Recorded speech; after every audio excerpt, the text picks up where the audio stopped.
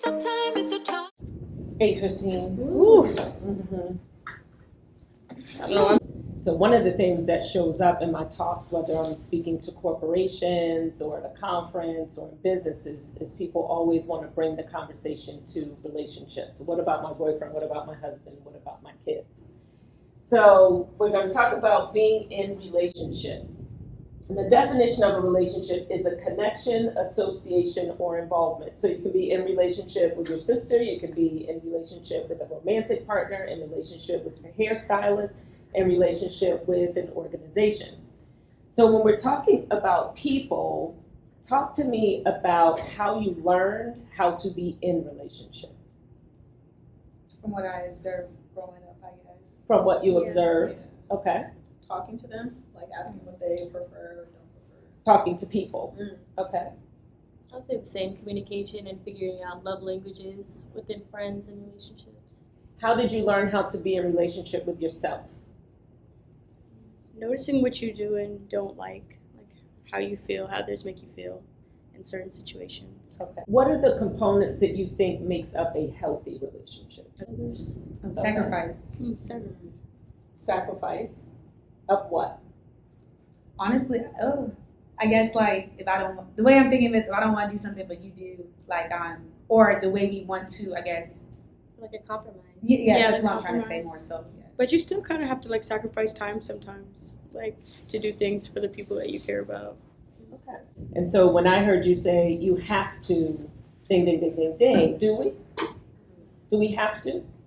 I guess technically you don't, but if you We're feel like it's choosing. like an obligation for yourself, Still a choice, Yeah. though, right? Mm-hmm. And that's a really important distinction in relationships is people say, well, I guess I have to do such and such, right?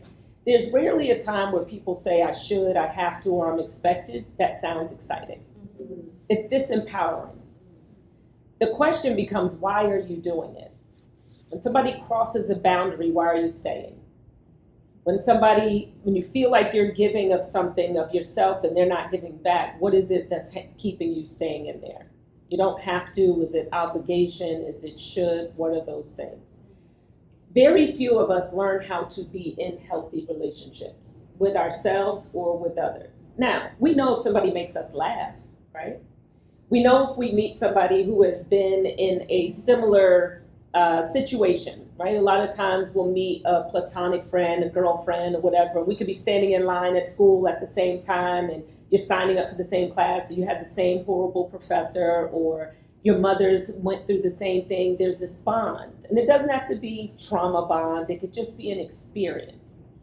But then have you ever over time gotten to know that person, 4 or 5 months later, third or fourth dinner, you're like, she talks a lot, or she brags a lot, or she's complaining all the time, or I always feel like she's trying to knock me off my square, or there's something that starts to develop.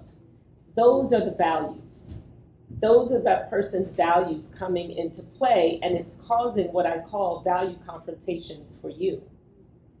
So when we start to experience in relationships these pet peeves or value confrontations, they should not be ignored.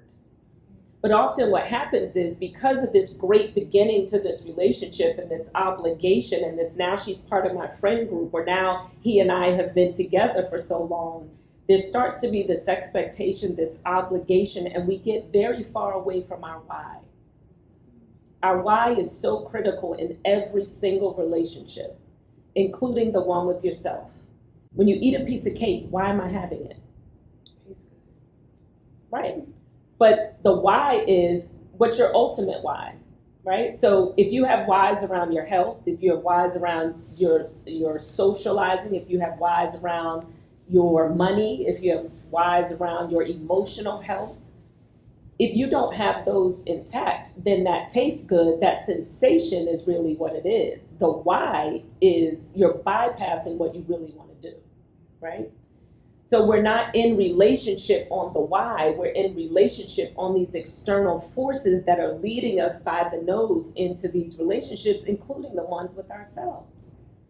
And a lot of times because we become a society of label chasers, right? So everybody wants to be popular, pretty, smart, a go-getter, because it feels really good. As you develop into these relationships, it's really critical that you identify who you are. And you do that through your core values. Now, how do you know what your core values are? Most of us are never taught what those are. You take a look at those pet peeves. So there was a time where I might be leaving the mall and I hold the door for somebody and they don't say, thank you. I would turn around and say, oh, you're welcome. Because in my mind, I'm thinking, who doesn't mean to say thank you? And let's say they don't acknowledge me at all after that. Well, maybe I don't hold the second door. I drop the door on them, right? Now, I come in here today and I'm speaking to you and I tell you that one of my core values is consideration. But lo and behold, the person I dropped the door on was Deborah. Does she know me as somebody who values consideration? How does she know me? That you dropped the door. That I dropped it. So what might she think of me? What might she label me? Inconsiderate and rude. So what happens when we have these value confrontations, it evokes a visceral emotional reaction. We react to it because we can't name it.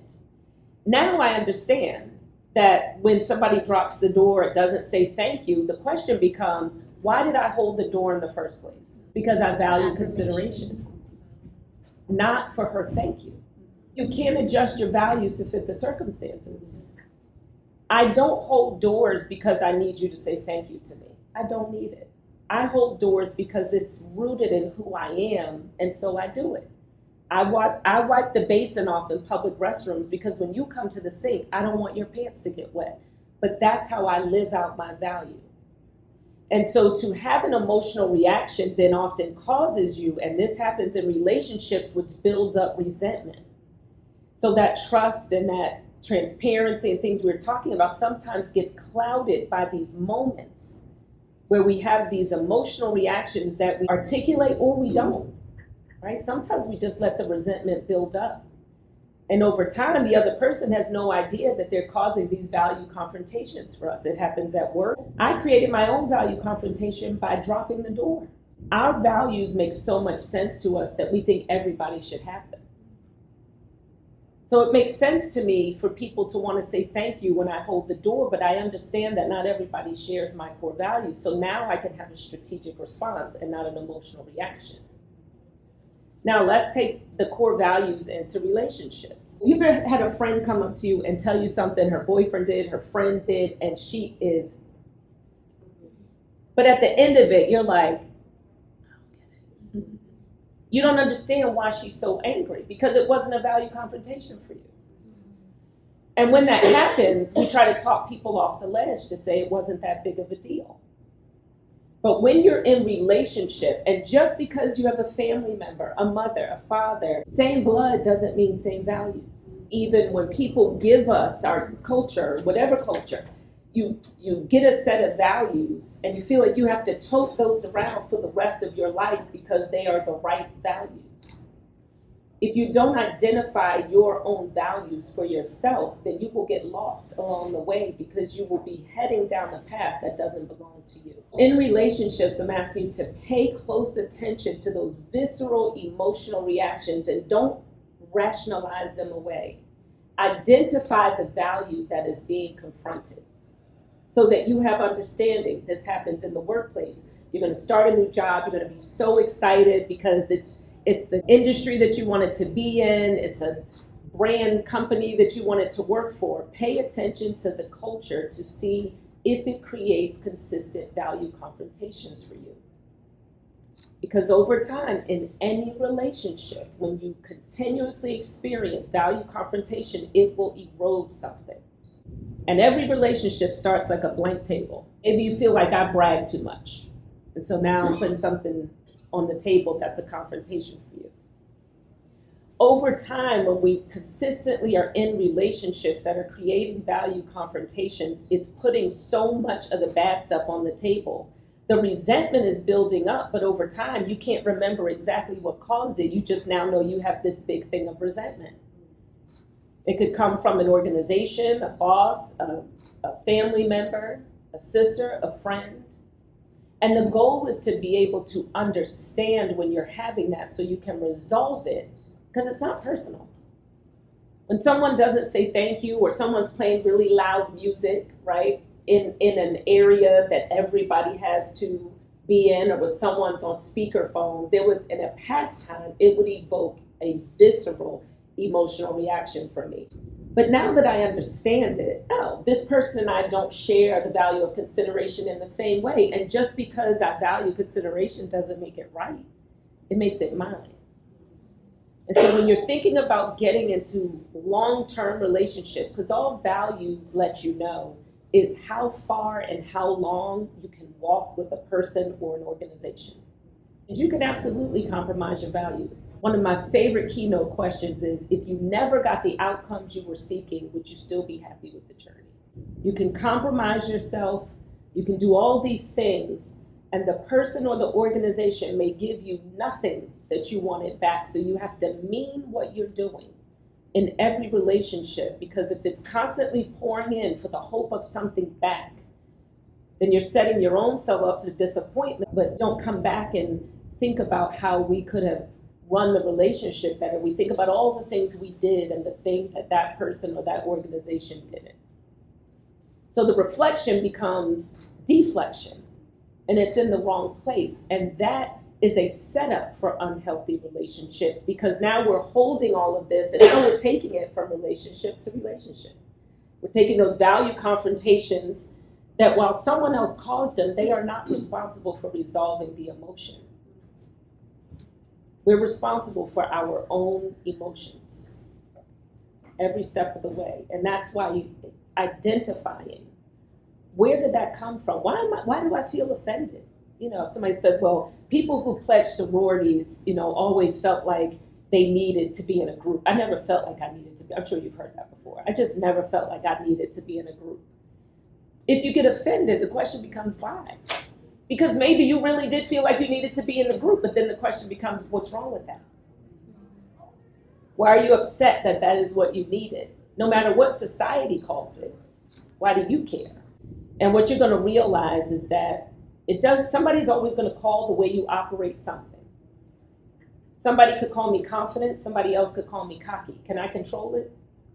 No. But if they're going to call it something anyway, then let them call it based upon who I am authentically.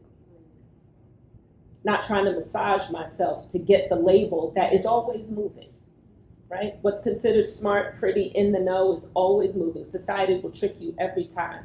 So you've got to get rooted in you. So you're going to know very quickly how long you can walk with a human being or an organization.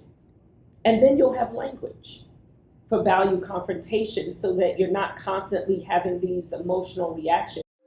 It's our time, it will make it count. It's a